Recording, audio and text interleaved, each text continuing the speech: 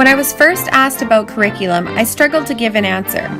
I don't know why it was hard for me since I'd spent most of my life learning about curriculum and meeting outcomes, but I still just couldn't think of an answer. I figured that curriculum is just what I needed to know in order to pass, in order to fit in order to succeed. I was surprised when I learned that if curriculum were to go through a political vetting, it could be influenced by political leaders, including preferences of individuals. I felt a bit scared knowing that people in power could potentially influence our curriculum because people in power are not always good people.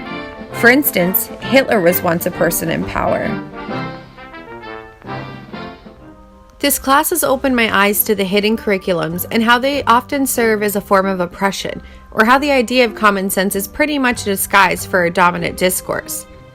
I remember sitting in lecture hearing Mike and Katia talk about how school system is comparable to that of prison, and how we are basically an assembly line of minds being pounded with the same information and narrative in order to prep us to be good contributing citizens.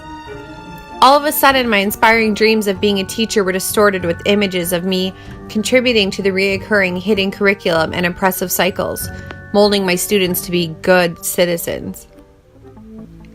There was some uncomfortable learning to be had this semester. For instance, being called out for being racist. Me, a woman who is married to a Chinese man and will someday have children with different colored skin and features than the common dominant group. Yet it made sense to me. We don't just wake up unbiased. We have to unlearn it. We have to correct ourselves when we make mistakes, and we will, because we are human, and because we have spent most of our lives learning these biases. As a future educator, I am passionate about incorporating treaty education and Indigenous ways of knowing in my classroom and curriculum. I learned this semester that I cannot teach someone about their culture, but what I can do is assist them and help provide them with opportunities to learn for themselves. I will include their families as much as possible because my students' families are a rich resource, and my relationship with them in my classroom is so valuable to me. I'm not here to be the white teacher who saves the day. I'm here to provide opportunities to learn the stories that I did not get to know and to challenge my students to think critically and for themselves. One major takeaway I have from this class is that there is no such thing as neutral. By being neutral, you are siding with power because you are not doing anything to help or change it.